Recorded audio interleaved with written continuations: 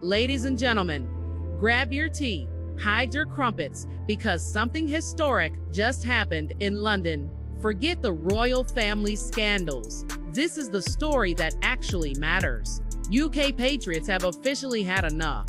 They're storming the streets, not with protest signs or petitions. Oh no, but with two hands and a whole lot of guts, ripping Islam flags down like they're pulling weeds out of grandma's garden. And let's be honest, how long was London supposed to pretend this was normal? Like one day it's a Union Jack, the next day it's a flag that literally screams death to the West, flying over Big Ben.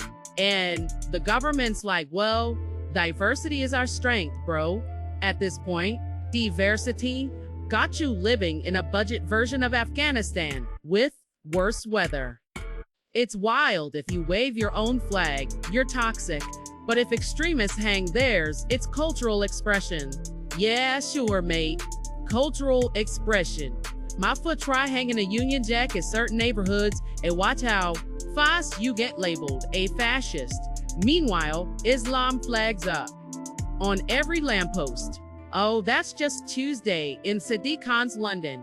Applies corruption. In the name of Jesus, we finish your power.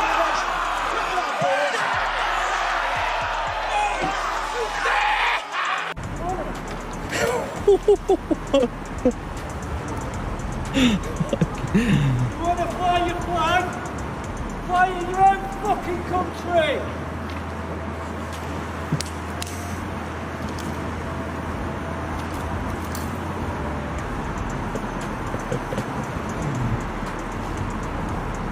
This is active patriot. England! This is England. Palestine!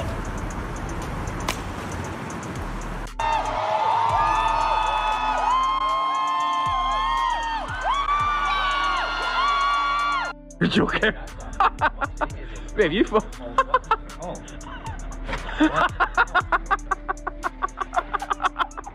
Somebody else has come. A group of UK patriots took the street and began removing all pro-Palestine and pro-Lebanese flags on London streets.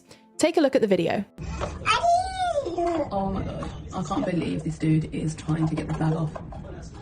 Some random dude.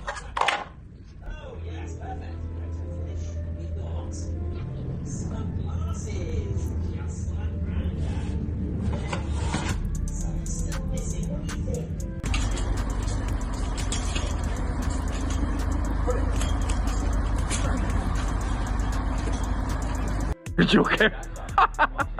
Babe, you These patriots were angered, as the usual suspects keep abusing UK rights and UK values while the authorities watch and do nothing. Patriots began removing Islamist flags from their streets due to disrespect of British values. You can't leave him up there. We're going to have to call the fire brigade. You can't leave him up there. You're breaking the law leaving him up there. He's not breaking the law being up there.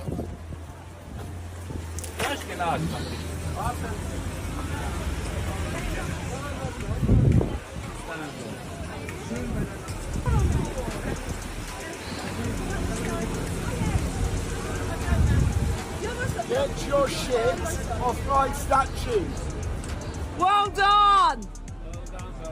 Well done, you absolute legend. So imagine the scene.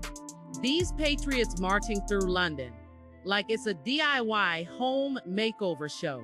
Extreme flag edition. One guy's yanking a flag down and folding it like a WWE finishing move. This one's for Churchill. Another is stuffing it into a Tesco bag, like he's returning it for a refund. You got dudes climbing poles faster than Spider-Man, ripping them down, while pedestrians cheer like it's the World Cup final. This is peak British rebellion, folks. Forget the Boston Tea Party.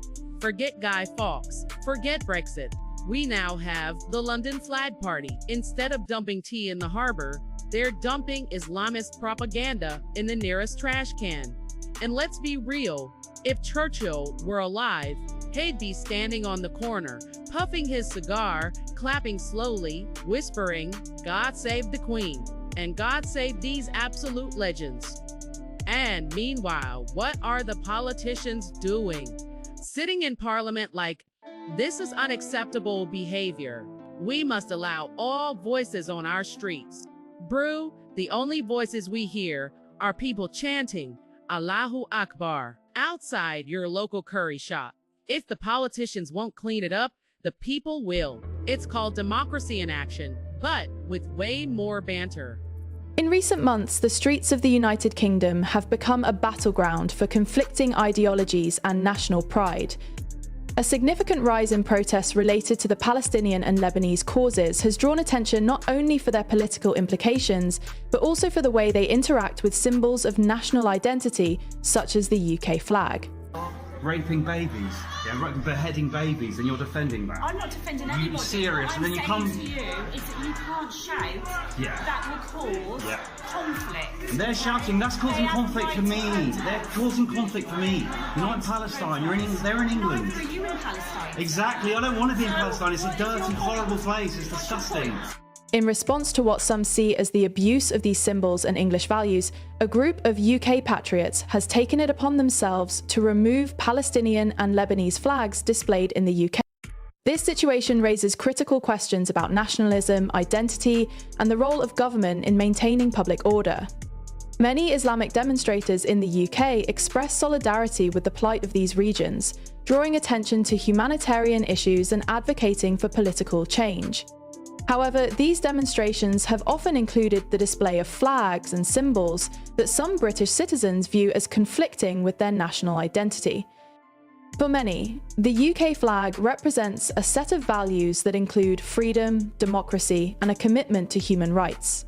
The sight of foreign flags raised in the UK can provoke feelings of discontent, particularly when these symbols are associated with ideologies perceived as contrary to British values. As the protests intensified, so did the reactions from various segments of the population. In light of the perceived disrespect towards English values and the UK flag, a group of self-identified patriots took action. They began removing Palestinian and Lebanese flags from public spaces, viewing their presence as an affront to national integrity. This movement was fueled by a belief that the UK authorities were failing to uphold the values that these patriots hold dear. The actions of these patriots can be seen as a form of civil disobedience, driven by a sense of frustration and urgency. They argue that their efforts are necessary to preserve the sanctity of the UK flag and to assert a version of patriotism that they feel is under threat. This perspective has sparked a heated debate about the nature of patriotism itself, how it is defined, who gets to express it, and what symbols are deemed worthy of protection. The response from UK authorities has been notably subdued. The lack of action from law enforcement and local governments has emboldened these patriot groups, allowing them to take matters into their own hands. This void raises questions about the responsibilities of the state in managing public displays of dissent and maintaining order.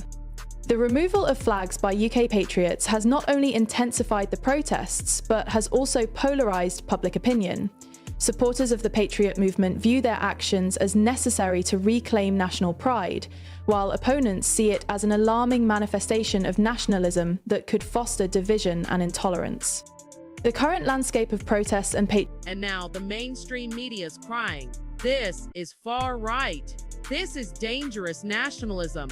Oh, really? Pulling down terrorist flags is now extremist? If that's far right, then everyone with common sense is far right.